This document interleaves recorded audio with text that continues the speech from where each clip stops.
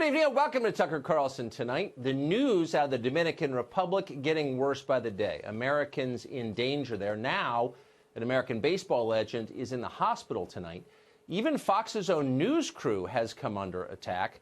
This show is on the ground for an exclusive joint investigation into what's happening there. A live report from the DR just minutes away. But first tonight, you probably didn't read about it over the weekend, but it looks like the president's recent brinkmanship with Mexico actually worked. A week and a half ago, the president threatened to impose tariffs on all goods coming across our southern border until the Mexican government joins us to fight illegal immigration. Migration they have been abetting for years. Well, on Friday, they got the message and caved. The Mexican government will now deploy 6,000 troops along its southern border with Guatemala. And going forward, certain asylum seekers will wait in Mexico rather than the U.S. until their cases are resolved. Now, none of that is going to solve our illegal immigration crisis, but it is, at least potentially, a big help. And you'd think every American would be happy about it. But no. Democratic presidential candidates spent the weekend complaining about the deal and taking Mexico's side. Watch.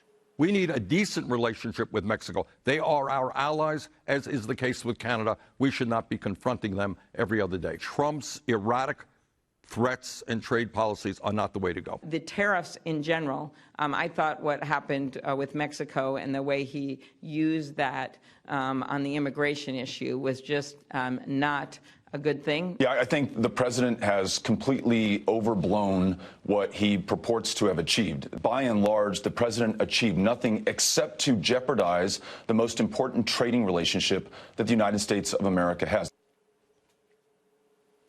So, in case you're trying to follow the reasoning at home, by asking Mexico to stop encouraging an illegal invasion of our country, we're, quote, jeopardizing our relationship with Mexico, and it's our fault.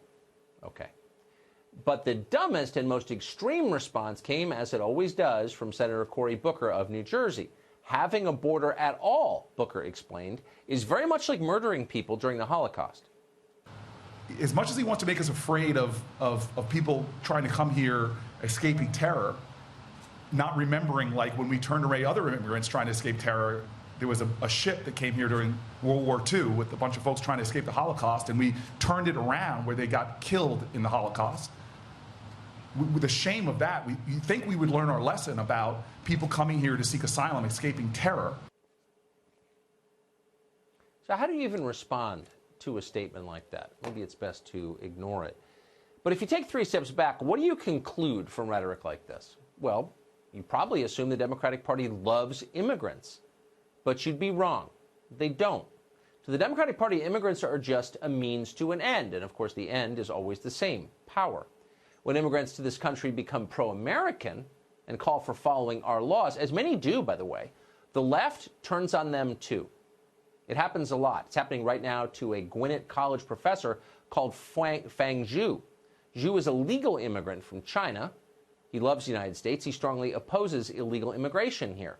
For that, activists are demanding that he be fired from his job. Professor Zhu is not giving in. In fact, tomorrow night he'll join us on this show.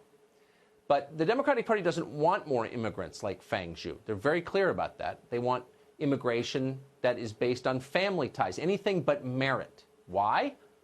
Because for the Democratic Party, the more desperate, the less skilled, the less educated a potential immigrant is, the easier to control, and therefore the better. And that's why in the state of California right now, the government there is planning to spend hundreds of millions of dollars to provide free health care to illegal immigrants.